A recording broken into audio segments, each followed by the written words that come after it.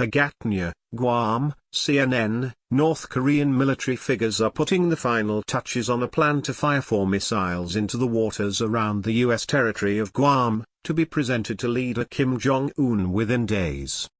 In a statement last week, General Kim Rak-gyam, commander of the strategic force of the Korean People's Army, said the plan to fire 4 Song-12 intermediate-range strategic ballistic rockets, to signal a crucial warning to the U.S. would be ready by mid-August. Recent days have seen a significant escalation of tensions in the region as preparations are put in place for a possible launch in Guam, Japan, and South Korea.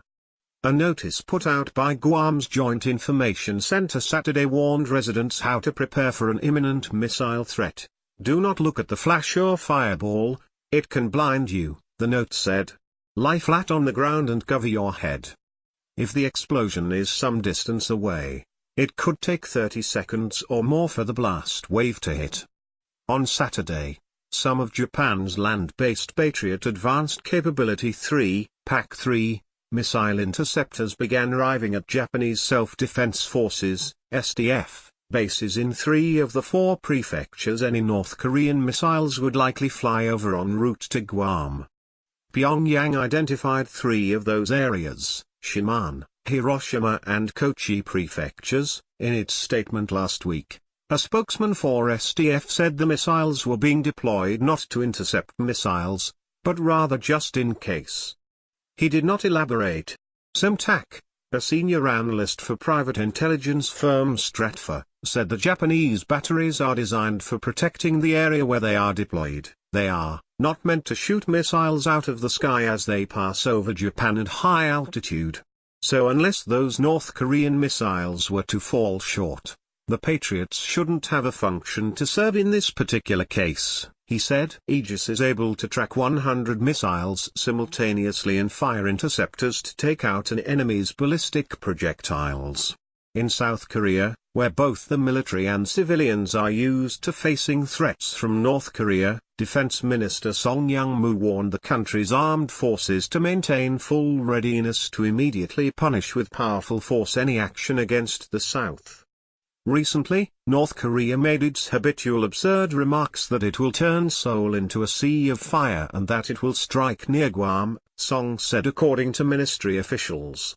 North Korea raising tension on the peninsula is a serious challenge against the South Korean-US alliance and the international community. South Korea's President Moon Jae-in is scheduled to meet with U.S. Chairman of the Joint Chiefs of Staff General Joseph Dunford on Monday, according to an official with South Korea's presidential office.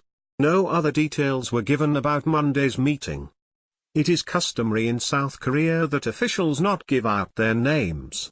Dunford was also expected to visit Japan and China while in the region, U.S. defense officials said, along with a stop at the U.S. Pacific Command in Hawaii. The multi-day trip has been long scheduled and is not related to recent developments in North Korea, although that will be part of the talks. Meanwhile, U.S.-South Korean joint military exercises are due to begin later this month. The annual exercises, called Ulchi Freedom Guardian, are expected to run from August 21 to 31. On Friday, U.S. President Donald Trump doubled down on his statement that he would unleash fire and fury like the world has never seen if Pyongyang continued its threats, saying in a tweet that military solutions were locked and loaded for use against North Korea.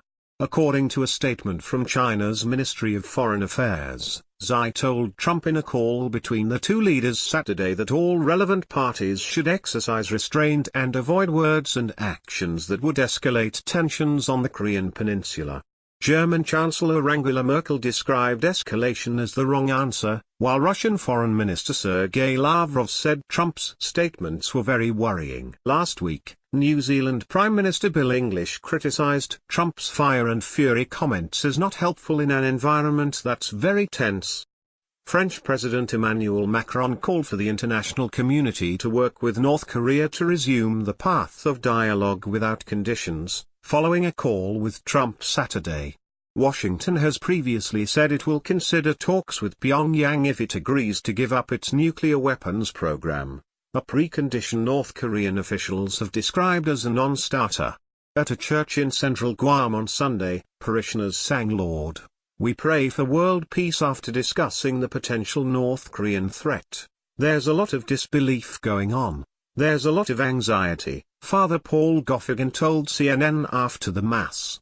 Goffigan said there was not a lot of panic in Guam, and that people's faith, the island has been overwhelmingly Catholic since the arrival of Spanish missionaries in the 17th century, has been on display in recent days.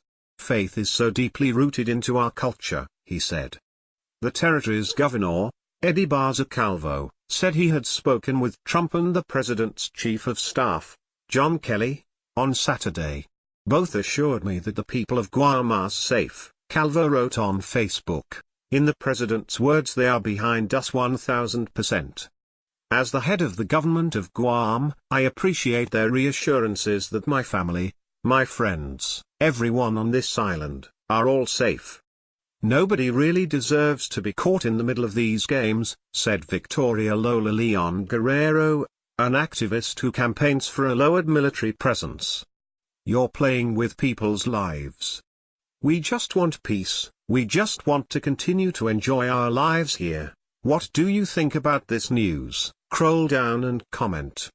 Thanks for watching. Please subscribe. Goodbye, see you again.